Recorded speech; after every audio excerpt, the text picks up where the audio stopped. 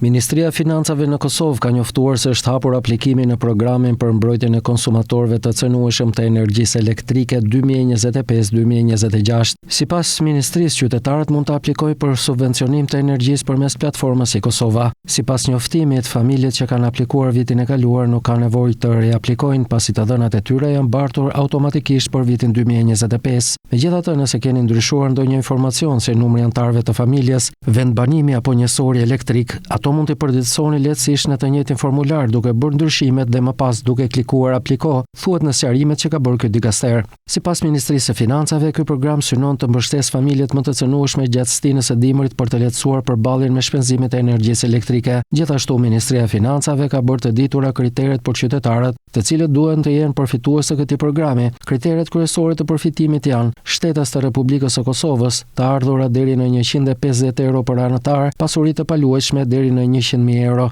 Subvencioni realizohet sipas formulës së përllogaritjes, e cila është bazuar në të ardhurat mesatare të familjes dhe shumës së faturës së energjisë elektrike për muajin përkatës. Aplikimi mbetet i hapur për 6 muaj, por ftojmë të gjithë aplikuesit e rinj dhe ata të vitit të kaluar që kanë ndryshime në të dhënat e tyre që të aplikojnë në muajin tetor, pasi pagesat në mënyrë retroaktive nuk do të realizohen, thuhet në njoftimin që ka shpërndarë Ministria e Financave lidhur me hapjen e aplikimit për programin për mbrojtjen e konsumatorëve të cënueshëm të energjisë elektrike 2025-2026.